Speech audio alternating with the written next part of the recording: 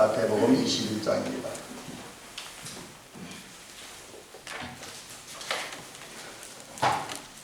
마태복음 21장 1절부터 11절, 신약성경 개성경으로 34면부터 35면까지입니다. 신약성경 34면입니다.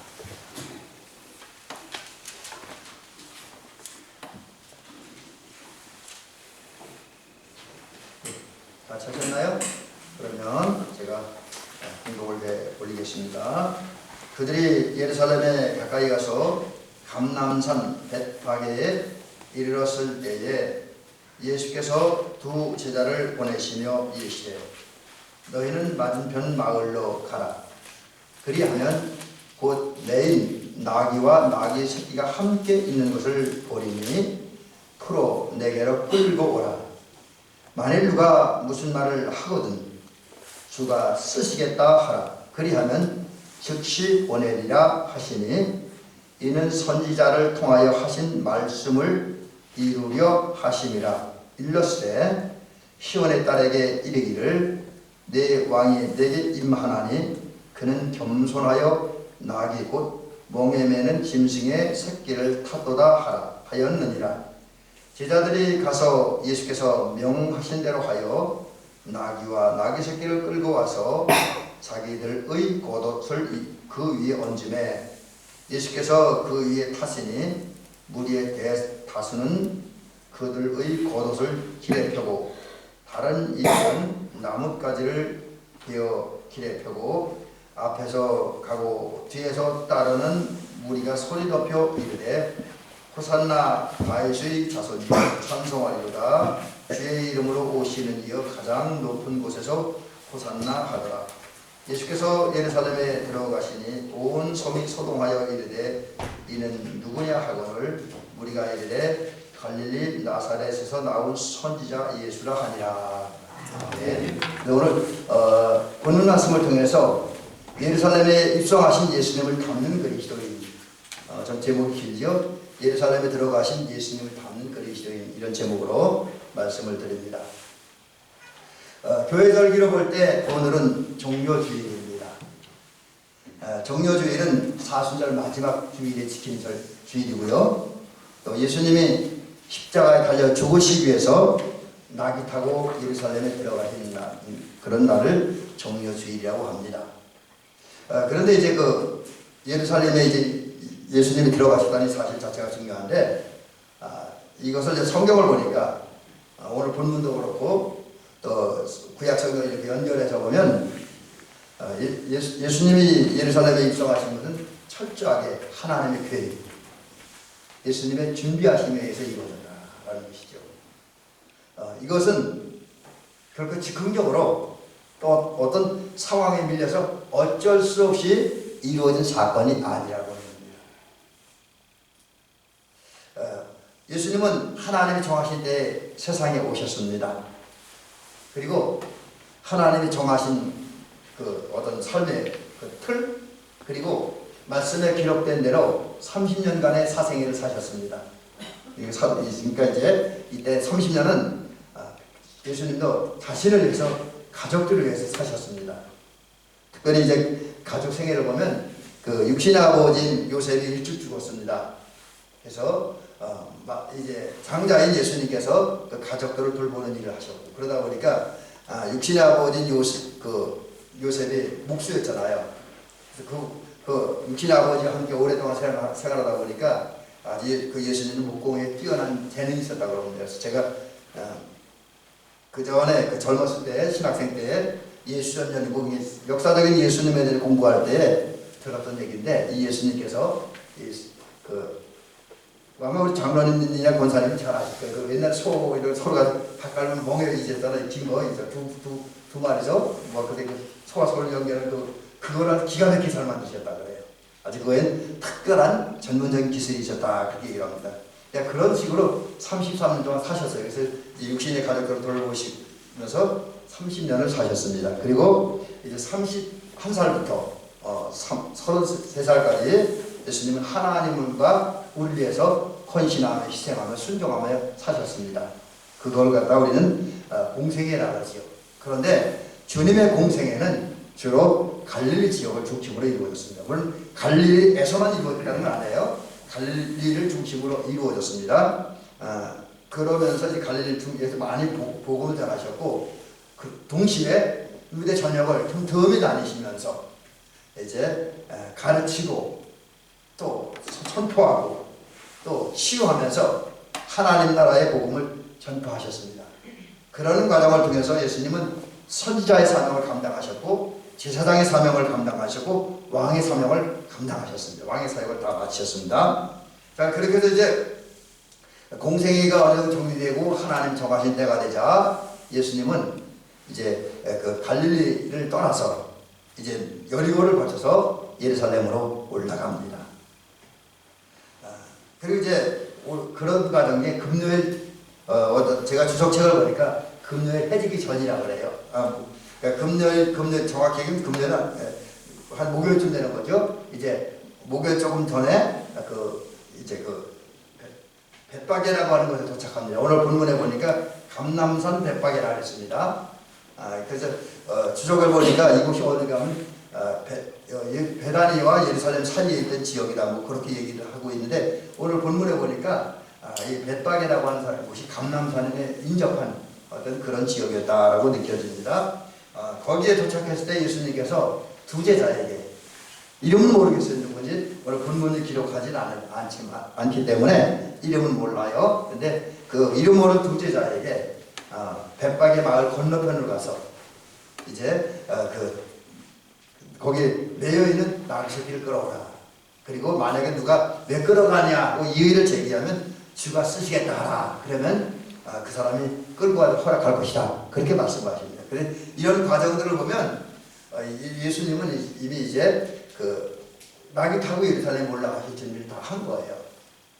자, 그러면 이제 우리가 예수님께서 두 제자에게, 그냥 이름은 알 수 없지만 두 제자에게 나귀를 끌고 오라고 말씀하셨는데, 예루살렘에 올라갈 때 다른 교통수단도 있을 텐데 굳이 나귀를 타고 하셨을까? 그리고 실제로 벳바게라고 하는 곳으로부터 예루살렘까지 그렇게 먼 거리는 아니었다라고 그래요.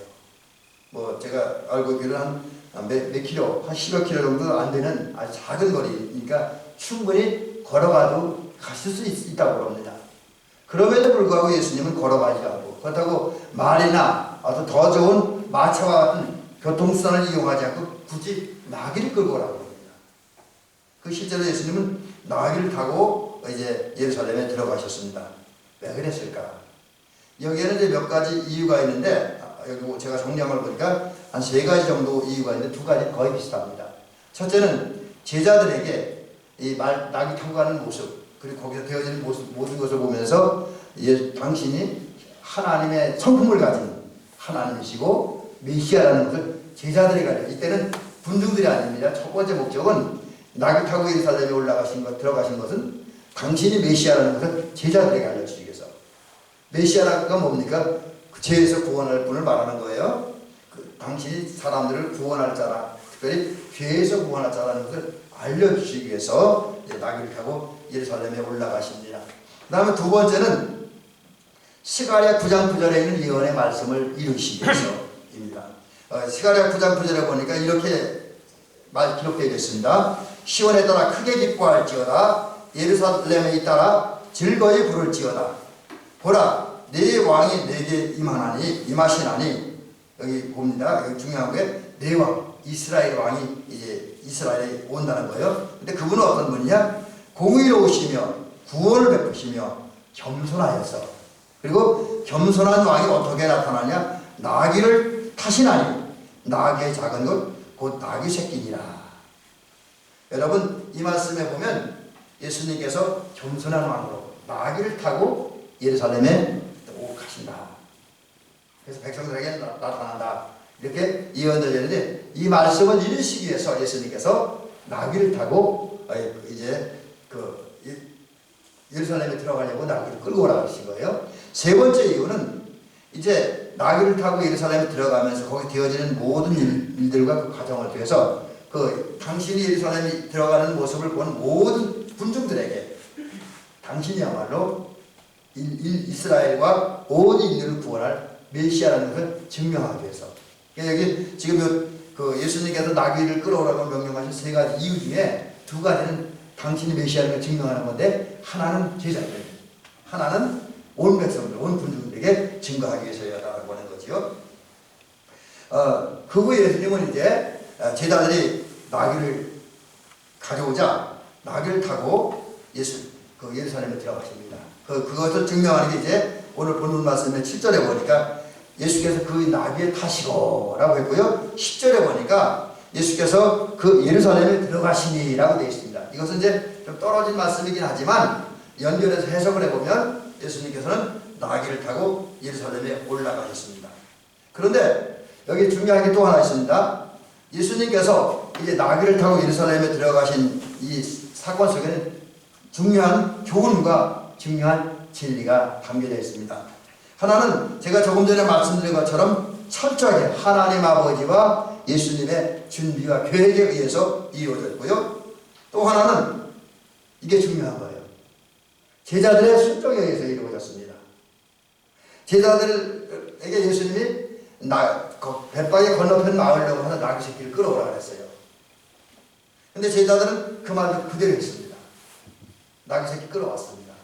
근데 사실은 이것은 제자들로서는 도저히 이해할 수 없고 받아들일 수 없는 말씀이었습니다. 예수님 것도 아닌데 남의 건데 끌어오라는 거예요. 상식적으로 이해가 안 되잖아요. 그러니까 어떤 때 보면 우리 주님의 말씀이, 우리 성경에 기록된 하나님의 말씀이 우리 상식과 우리 이론에 안 맞는 말씀이 많이 있습니다. 그것 때문에 우리가 순종을 못하는 경우가 많아요. 그런데 예수님으로부터 나귀 새끼를 끌어오라고 하는 명령을 받은 두 제자는 예수님의 말씀 딱 듣는 순간 자기들 이론이나 자기들 마음은 순종할 수 없고 받아들일 수 없었습니다. 여론도 틀려요. 그런데 그 모두 다 접어버렸습니다.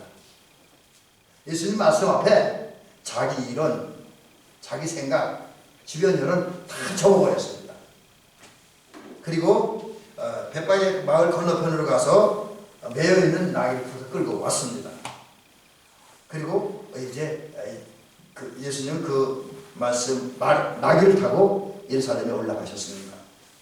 여러분, 예수님은 역사하실 때 물론 당신이 준비하신 당신의 계획하에 모든 일을 행하시죠.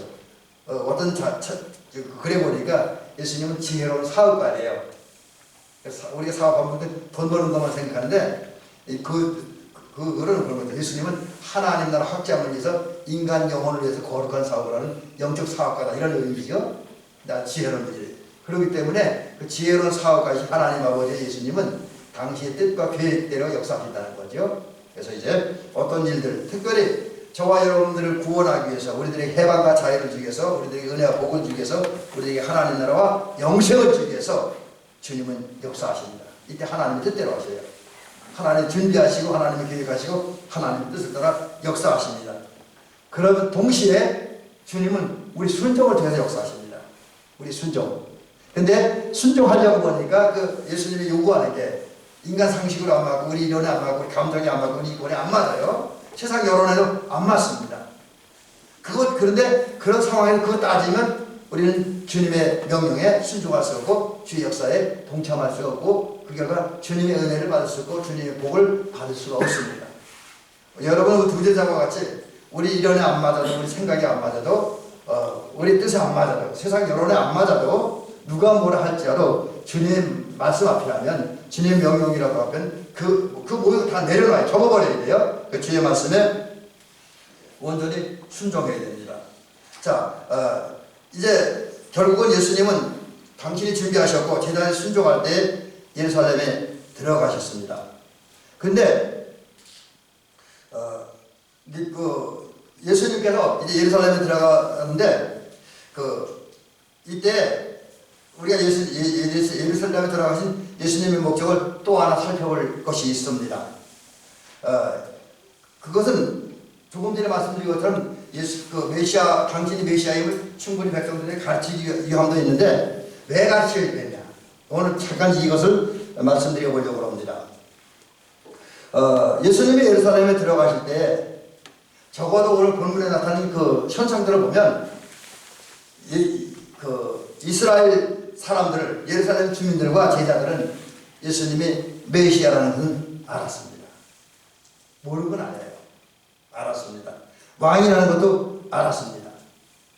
적어도 예수님이 예루살렘에 들어가실 때에 호산나 다윗의 자손이 찬송하리로다 라고 이제 찬송했고, 또 예수님이 타시는 나귀에 자기들 겉옷을 벗어 폈다는 것, 그리고 그 자기들 겉옷을 벗어서 길에 폈다는 것, 그 나뭇가지를 꺾어서 길에 폈고 흔들었다는 것, 이것은 이스라엘 사람들이 예수님이야말로 이스라엘 왕이고 이스라엘과 온 인류를 구원할 이스라엘의 메시아라는 것은 알고 있었습니다. 근데 한 가지 문제는 이스라엘이 알고 기다리던 메시아와 예수님 생각하는 메시아는 개념 자체가 다르다라고 하는 거죠. 그러니까 이건 뭐 다른 말로 하면 예수님은 알긴 알았는데 잘못 알았다는 데 문제가 있습니다. 잘못 아는 거. 사실 오늘 우리들에게나 우리 주변에게 큰 문제가 되는 것은 알기는 아는데 잘못 아는 게 큰 문제예요. 알기는 아는데 잘못 아는 거. 우리가 어제 자동차를 운전해서 어디 갈 때 길을 잘못 알면 엉뚱한 길을 가서 엄청 고생하잖아요. 이 말씀 드리니 갑자기 생각나는 건데, 그 전에 저 온양서 목회할 때 그 춘천 수석대인가 서대가 집에 왔다 가는 중에 우리 친척들이 같이 가게 됐어요. 그래서 이제 어디니까 서대문 들렸다가 이제 부평을 들렸다 내려가기로 했는데, 그때 서대문 우리 계시는 저희 작은 아버님을 내려놓고 부평 쪽으로 내려갈 때 우리 고모부니까 이 길로 가면 된다 그래서 그 길을 가장 큰 소리 치더라고요. 저는 길을 모르니까 따라가는데 가다 보니 엉뚱한 길이었어요. 그래서 밤새도록 헤매다가 한 2시간 정도 운전하고 다른 분의 조언을 듣고 이제 우리 저희 부평에 있는 작은 아버님 때까지 무사히 가서 이제 고모부니까 작은 아버님을 내려드렸던 기억이 지금도 납니다. 길을 잘못 알면 잘못된 길로 가요. 이제 그와 마찬가지로 이스라엘 사람도 예수님 메시아라는 걸 아는데 그 잘못된 개념을 가지고 메시아를 알고 있었습니다. 그 예수님이 생각한 또 예수님의 메시아의 실제적인 모습은 구원하기 위한 영적인 메시아였는데, 정신적인 메시아였는데, 이스라엘이 기대했던 메시아는 정치적인 메시아였죠. 그분의 그 능력이 나타나니까, 권능이 나타나니까, 기적이 나타나니까 그 능력을 보고 이 예수야말로 이제 로마와 싸워 이기고 로마를 쳐부수고 이스라엘을 독립시키는, 이스라엘의 새로운 왕국을 건설하시고 왕이 되실 그런 메시아로 이해하고 있었습니다. 이것이 상당히 심각한 문제이죠. 그래서 예수님은 메시아의 잘못 알고 있는 그들에게 나는 이런 메시아다, 정치적인 메시아가 절대로 아니고요, 우리 영혼을 구원하고 사람들에게 진정한 행복과 진정한 생명을 줄 메시아라는 것을 알려주기 위해서 나귀를 타고 예루살렘에 들어가시는 거예요. 또 예수님은 이제 능력이 많으시지만 비무장한 상태다. 예수님이 예루살렘에 들어가실 당시 예루살렘 분위기는 살벌했습니다. 유대 종교 지도자들, 흔히 우리가 말하는 사내들인 공회, 물론 사내들인 공회엔 종교 지도자들뿐만 아니라 정치인들도 같이 포함이 되어 있습니다. 그러나 종교 지도자들이 더 많은 부분을 차지하고 있죠. 근데 그 사내들인 공회에서 예수님을 체포하라고 명령을 내리셨습니다. 또 그 명령이 떨어진 후에 그 사내들인 공회와 결탁한 헤로드 임금이 군대들에게 명령해서 삼엄한 이제 아주 중무장하고 삼엄하게 예루살렘 전역을 경계하고 있습니다. 예수님을 체포하려고. 그런데 예수님은 그런 상태에서 아무것도 무장하지 않은 채 그냥 빈몸으로 나귀 하나 타고 들어가요. 이건 나는 예루살렘에 내가 죽을 줄 알지만 그러나 하나님의 뜻을 위해서 당신들에게 구원을 주고 구원을 평화와 행복을 주기 위해서 들어간다. 아무것도 무장. 난 결국 싸울 준비가 돼 있지 싸우지 않을 것이다 하는 그런 표현으로 이제 나귀를 타고 예루살렘에 들어가신 거지요. 또 당신의 겸손함을, 당신이 비록 메시아이고 왕 중의 왕이지만 그러나 당신 권력을 누리고 사람을 지배하는 그 교만한 왕이 아니라 나는 스스로 나를 낮추고 하나님을 높이고 사람을 섬길 줄 아는 그런 겸손한 왕이라는 것을 드러내기 위해서 나귀를 타고 예루살렘에 들어가십니다. 이 나귀 탔다는 자체가 겸손을 상징한다라고 하는 거지요. 근데 이제 여러분 여기 또 중요한 게, 그러면 예수님이 나귀 타고 들어가셨던 예루살렘에 살던 사람들의 실체는 어떤 것인가? 그리고 진짜 예수님께서 나귀 타고 예루살렘에 간 근본적인 목적이 무엇이냐는 거예요. 일찍이 예수님은 누가복음 19장 10절에서 이런 말씀을 주고 계십니다. 인자가 온 것은 잃어버린 자를 찾아 구하려니 함이라. 여기서 잃어버린 자라고 하는 말은 원어를 보니까 그런 뜻이 있더라고요. 제가 원어를 설명하자면, 원어에 의하면 멸망당하는, 멸망시키다는 뜻입니다. 죽을 수밖에 없는 사람. 그러니까 잃어버린 자가 그냥 잠깐 질려버린 잘못된 일을 간 사람이면 죽어버린 자, 멸망당할 수밖에 없는 사람이라는 의미를 가지고 있습니다. 이게 원어 성경에 나타나는 의미예요. 그러므로 예수님께서 잃어버린 자를 찾아 구원하려 오셨다라고 하는 것은 죄와 허물 때문에 멸망당해야 할 자를 그 멸망에서, 죄에서 건져내고, 그래서 구원과 해방의 자리에 있게 하고, 그런 후에 그 백성을 지키시고 보호하심으로 구원받은 사람답게 살게 하기 위해서 자유롭고 해방과 자유를 누리며 평화롭고 행복하게 또 영생이 이르도록 지켜주기 위해서 오셨다는 그 사실을 말씀하고 계십니다. 이제 잃어버린 자를 찾아 구원하려 오셨다는 이 말씀이 굉장히 중요한 의미를 잇고 있지요. 한편 예수님께서 예루살렘에 들어가실 때, 이제 지금부터는 이제 제자들의 심각한 문제, 오늘 우리들의 문제까지 한번 살펴보려고 합니다.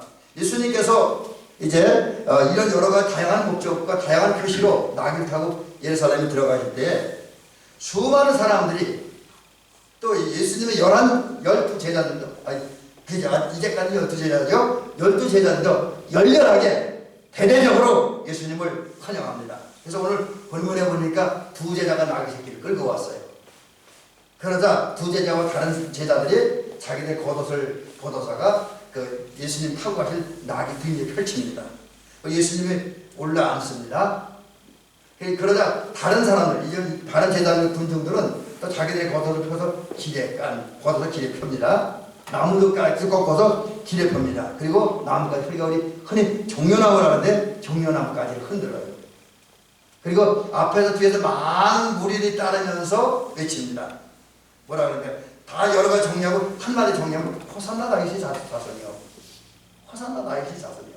여기서 호산나, 그러면 이제 호산나 그부터 먼저 설명 안 되겠네요. 자, 그러면 이제 말씀의 순서를 따라 설명을 해보면 이게 어떤 의미가 있냐. 아까 말씀드린 것처럼 제자들은 이제 자기들 겉옷을 펴고 벗어서 이제 나귀 등에 펴고 길에 펴고 정려나무를 흔들었다. 그거는 예수님 왕이라는 걸 인정하고 왕으로 오신 예수님을 환영한다는 의미입니다. 또 호산나 다윗의 자손이라고 찬송하는데, 이 호산나라고 하는 말은 어떤 의미냐면 원컨대 구원하소서, 우리가 구원받기 원하는 우리 구원해달라고 하는 거예요. 그리고 그때가 이제 다른 때 말 지금 구원하소서, 부디 그리고 반드시 구원해 주옵소서, 구하옵나니 구원하소서, 이런 의미를 가지고 있습니다. 결국 이 호산나라고 하는 말은 의역을 하면 고난과 어려움에 처한 백성들이 스스로 어떻게 할 수 없어서, 스스로 고난을 해결할 수 없어서, 스스로 문제를 해결할 수 없어서 절망감, 좌절감에 빠진 상태에서 간절한 마음을 가지고 왕이나 어떤 신께 도움을 청할 때, 구원을 요청할 때 호산나라고 부릅니다. 이런 의미에 의하면 지금 예루살렘에 입성하신 예수님을 보면서 제자들과 군중들은 우리는 죄 때문에, 허물 때문에, 또 외세의 침략을 우리를 스스로 어떻게 할 수가 없습니다. 우리가 그 외세의 압제에서 벗어날 수가 없습니다. 우리가 억눌린 상태에서, 지배받는 상태에서 벗어날 수가 없습니다. 그러니 우리를 구원하소서. 지금 빠른 시간 내에 우리를 구원하셔서 이 나라의 이스라엘 새 나라를 건설하시고 이스라엘 새로운 왕이 되어주십시오. 그래서 우리가 좀 더 자유롭고 좀 더 평화롭고 좀 더 행복한 삶을 살게 해주십시오 라는 그런 의미를 갖고 있습니다. 여러분, 이런 의미와 이런 내용들을 보면 예수님을 환영한 그런 제자들과 군중들의 모습이 훌륭하죠. 멋있죠? 그래서 이것이 정말 그들이 내면 세계가 이것으로 연결되었다고 하면 얼마나 좋았겠습니까? 그러나 실제는 그러하지를 못했습니다. 이 제자들의 그 제자들과 군중들이 멋있고 아름다운 모습은 겉모습에 불과했습니다. 드러난 모습에 불과했고 잠깐 나타난 어떤 현상에 불과했습니다. 그래서 저는 이런 것도 보면서 그런 이제 목회를 좀 하다 보니까 그런 거 생각하죠. 어떤 사람들이 은혜 받았다가 저는 바로 믿지 않습니다. 절대 바로 안 믿어요. 적어도 아무리 빨라서 석 달, 길면 3년 내지 5년 지나봐야 한다고 저는 그렇게 이야기를 해요. 그래서 은혜 받았다고 설치는 사람은 저는 별로 좋아하지 않습니다. 은혜 받아서 조용히 자기 은혜 관리해 나가는 게 바람직하다고 여겨지는 거죠.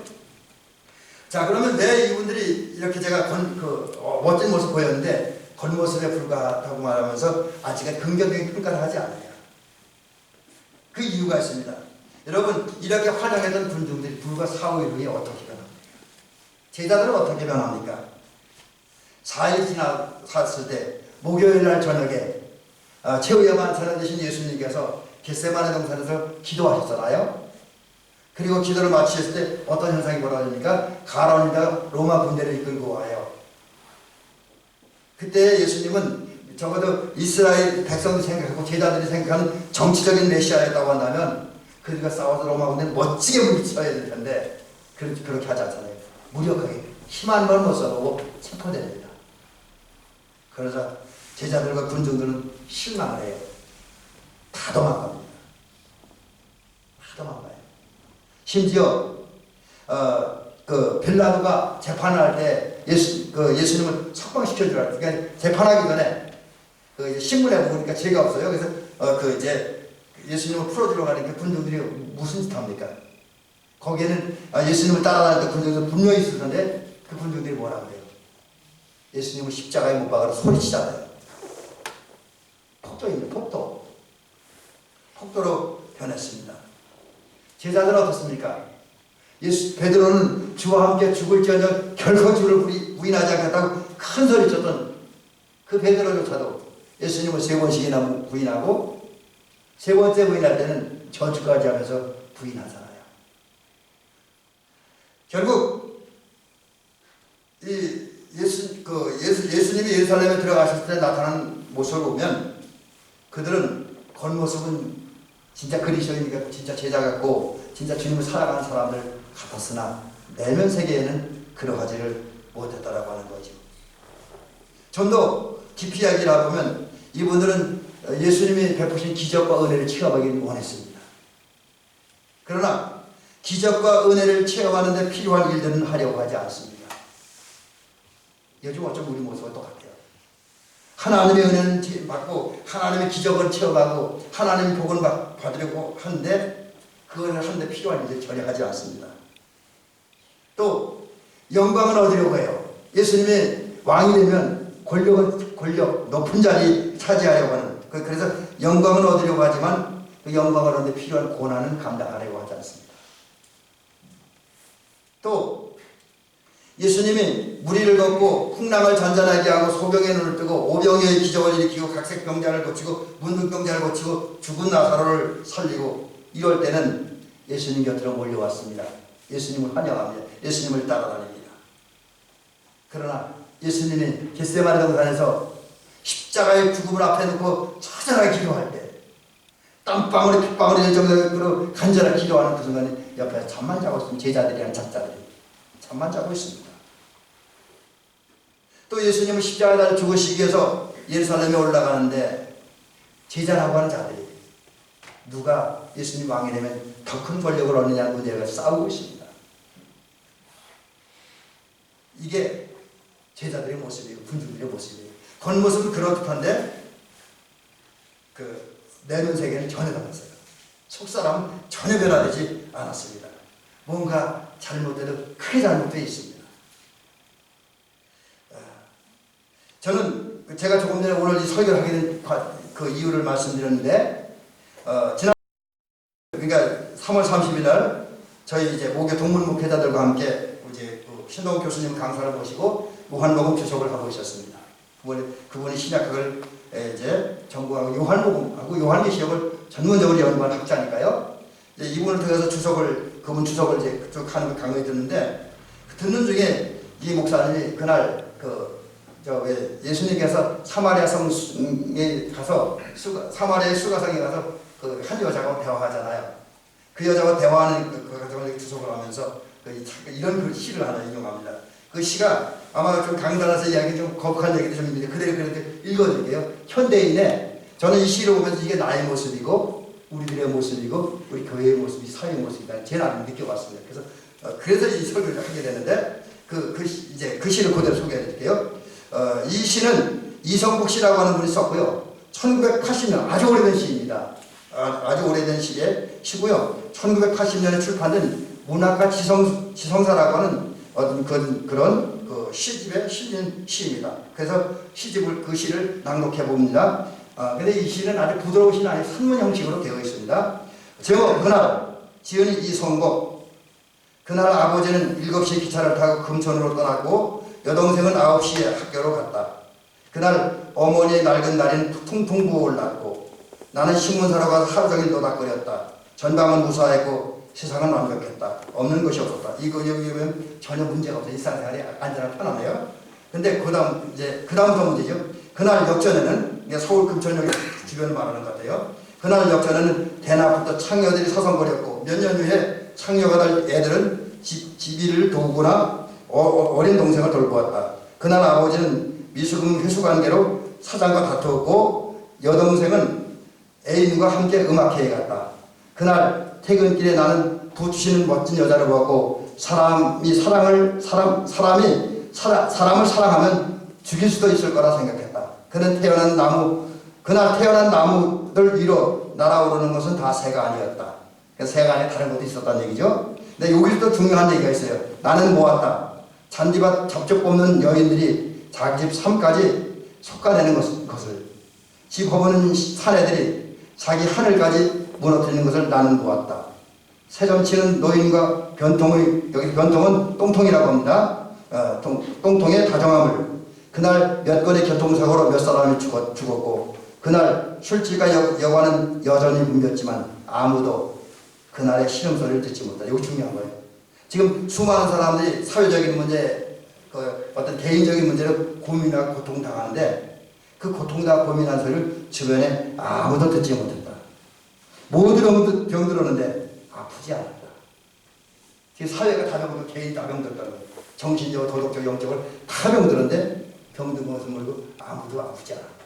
그러면서 신동욱 교수님은 그 시를 우리 문장으로 주면서 맨 마지막에 가장 핵심적인 단어 모두 병들었는데 아무도 아프지 않았다는 요 대목을 저 두꺼운 글씨를 썼더라고요. 여러분 제가 지금 말씀드리려고 하는 게 뭐냐면 또 이 시가 우리에게 알려주는 게 지금 이 시대에 어쩌면 우리 대한민국 더 심각한 대한민국에 있는 모든 교회들이 또 성도들이 심각한 영적 질병에 걸렸다라는 거죠. 그래서 영적 질병에 걸렸다 보니까 하나님을 떠나 있습니다.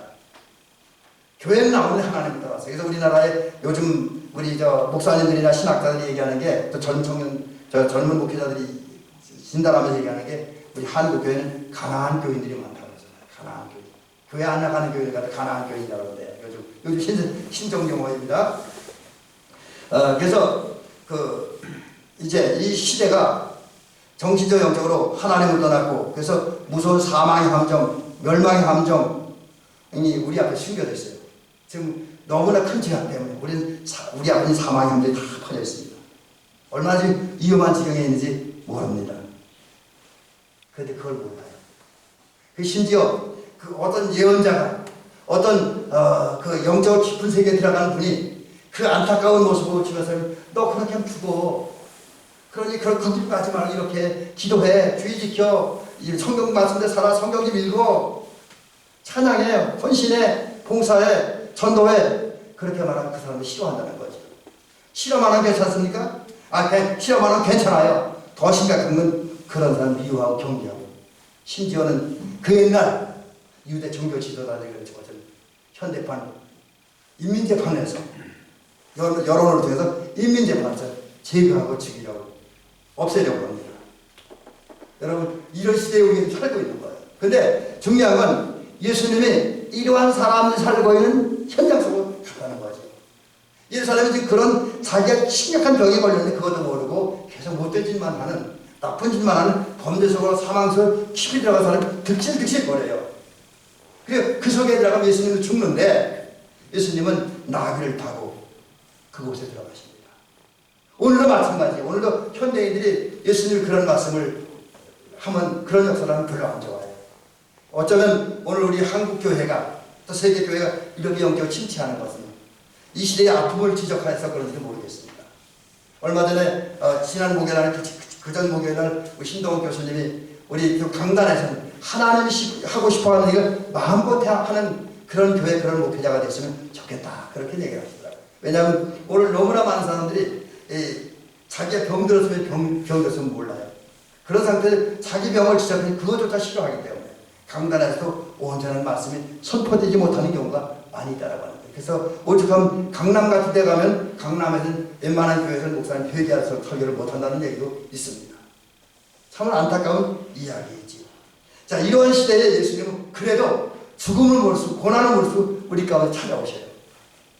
자, 그렇다고 한다면 예수님은 지금 그 옛날에 나귀 타고 예루살렘에 들어가서 그 마음, 그 정신을 가지고 우리 생각 속으로, 우리 마음 속으로, 우리 가정 속으로, 우리 일터 속으로, 우리 교회 속으로, 우리 마을 속으로 들어오시는데 그 주님 앞에 우리는 어떤 태도를 보였어야 합니까?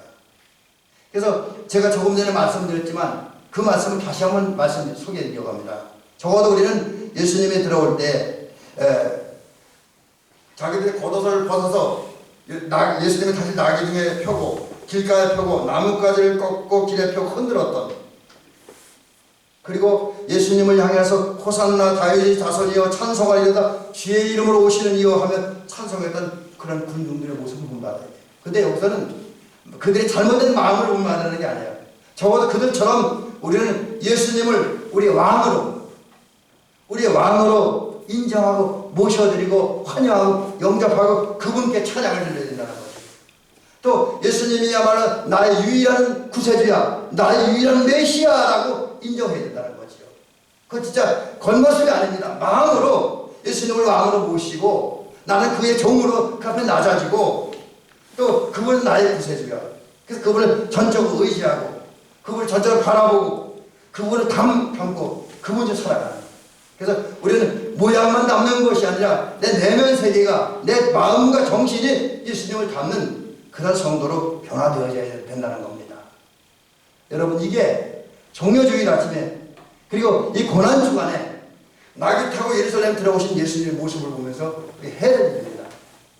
여러분, 예수님은 당시 죽을 것 뻔히 알면서 그들을 구원하기 위해서, 그들에게 해방과 자유를 주기 위해서, 그들에게 하나님의 나라 영생을 주기 위해서, 그들에게 모든 합력과 선을 이룬 복을 주기 위해서 나귀를 타고 겸손한 마음으로 무장하지 않은 상태에서 예루살렘에 들어가셨습니다.